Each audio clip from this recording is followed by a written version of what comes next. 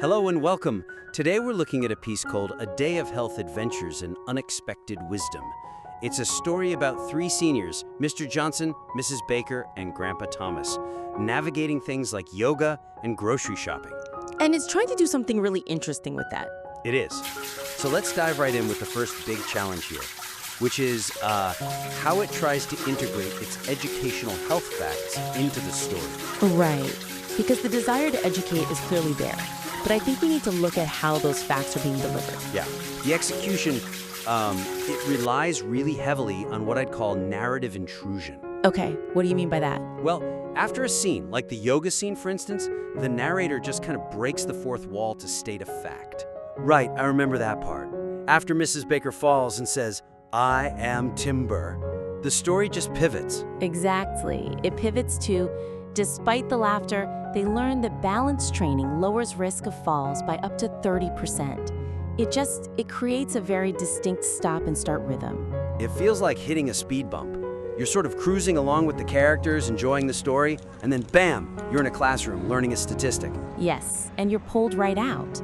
The weakness here is that it just shatters the suspension of disbelief. It's like the author is running subtitles with facts at the bottom of the screen. Right. So the characters are living their lives, but we're being force-fed these dry statistics. It feels didactic, not immersive. And it lowers the stakes, doesn't it? Because we're not seeing them live the benefits, we're just being told about them. Precisely.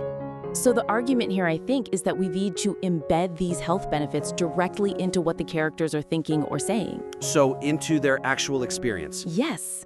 We need to let the story do the work, not the narrator's voice.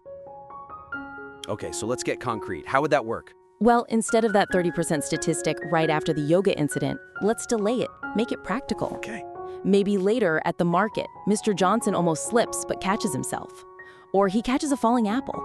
And he can have a thought or even say out loud, my reflexes feel sharper today. So the reader makes the connection back to the yoga themselves. Exactly.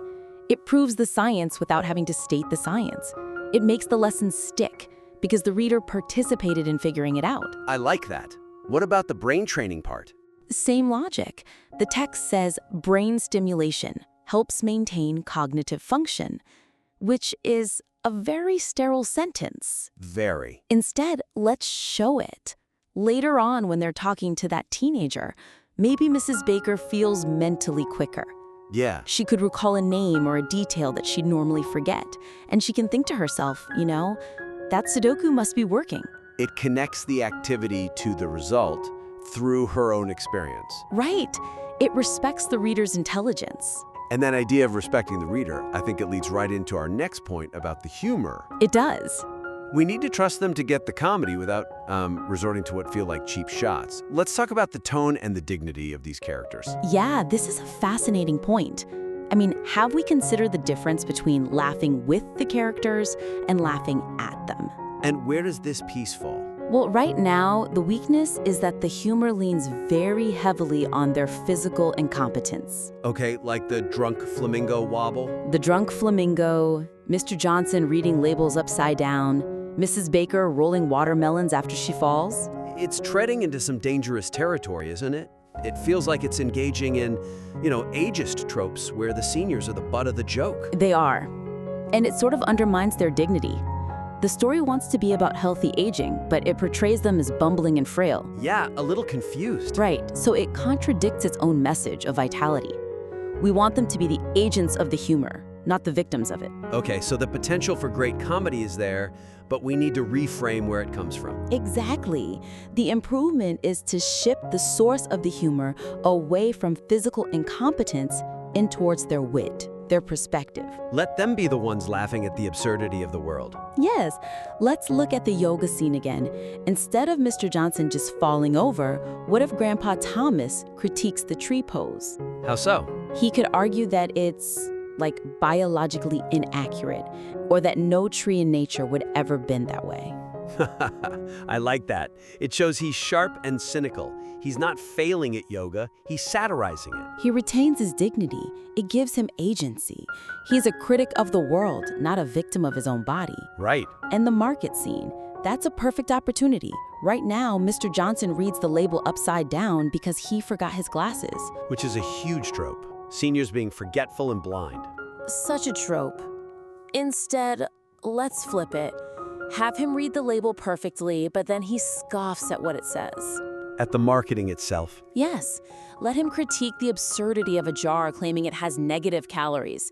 He can make a witty remark about the laws of thermodynamics not applying to pasta sauce. The joke is still there, but now he's the smart one. He's the smart one exposing a silly world. It's a much stronger character choice. It is. And speaking of choices and alignment, let's pivot to the overall structure. You mentioned the rhythm feels off. It's a day in the life, but the progression of events feels a bit disconnected. Yeah, I'm not sure the connections between the scenes are really established. Right now it reads like a listicle.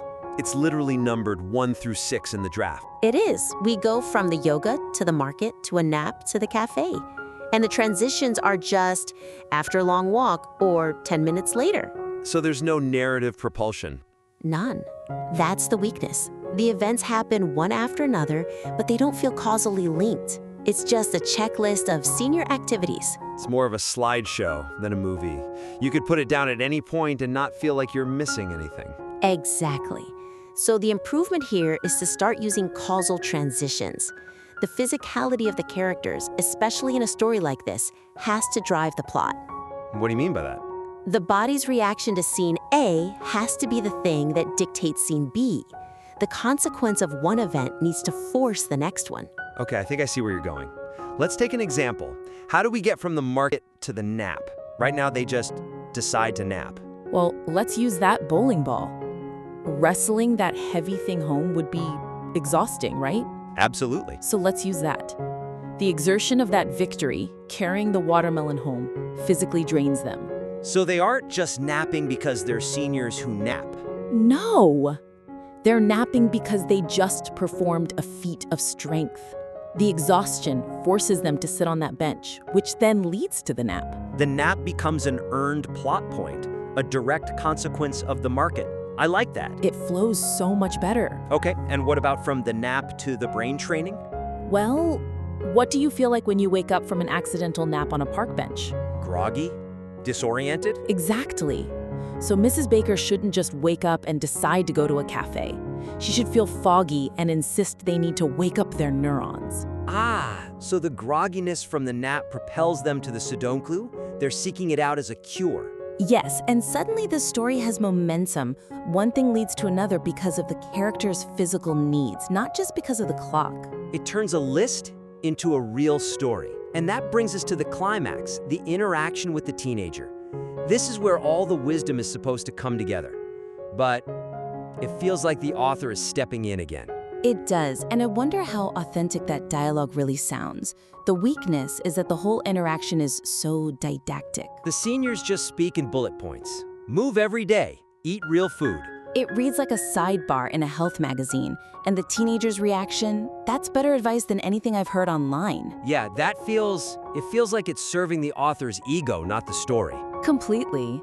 It's so unrealistic for a teenager to be that profoundly moved by what are, let's be honest, generic platitudes. It's too clean, too scripted. It feels like a fantasy of how we wish young people would listen to us. It is. It turns the seniors into gurus on a mountaintop. So the improvement is to replace that whole lecture with an interaction that demonstrates their wisdom.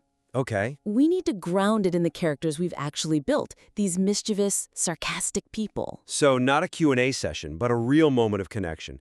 What would that look like? Okay, let's build off that Sudoku sabotage from the scene before.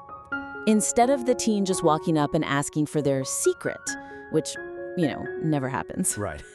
Have the teen overhear them laughing about the sabotage. They're drawn in by the joy, by the fun, not by some kind of health aura. They see 3 people having a great time and want to know what the joke is. That's much more believable.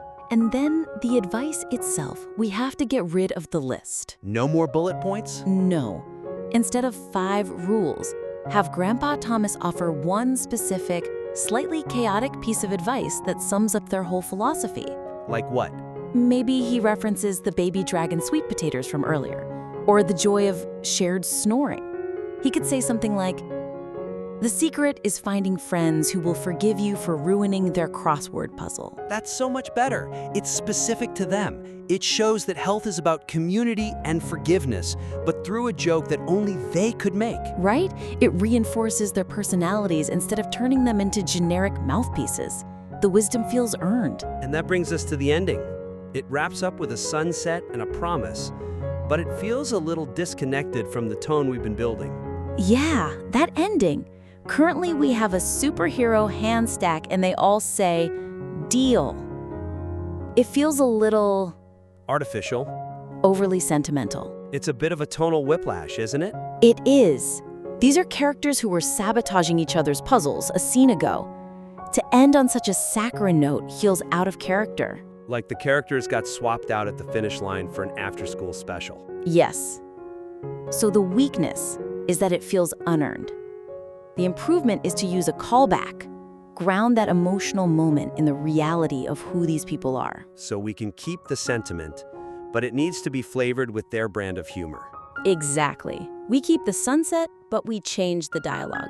Instead of a generic promise to stay active, have Mrs. Baker warn Grandpa Thomas Okay. that if he ever sabotages her Sudoku again, she'll use his drunk flamingo yoga pose as blackmail material on social media. I love that. It ties the whole story together. It circles right back to the beginning. It does, and it frames their commitment to health not as a superhero team, but as a necessity. A necessity for what?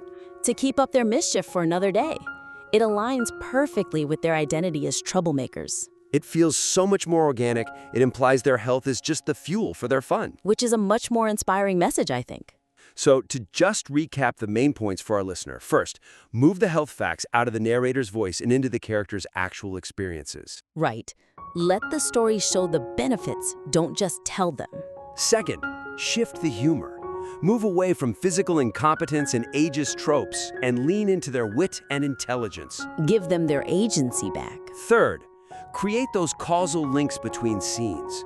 Use the physical toll of one event to launch the next one, so it feels like a story, not a list. Make it flow.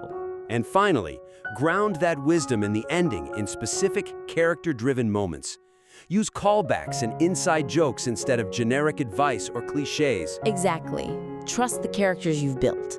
They're strong enough to carry the message. We invite you to take Mr. Johnson, Mrs. Baker, and Grandpa Thomas back to the drafting table. Infuse their day with that causality and dignity. And please, submit the next draft to us. We would love to see if the mischief lands even better when they're fully in charge. Thank you for listening.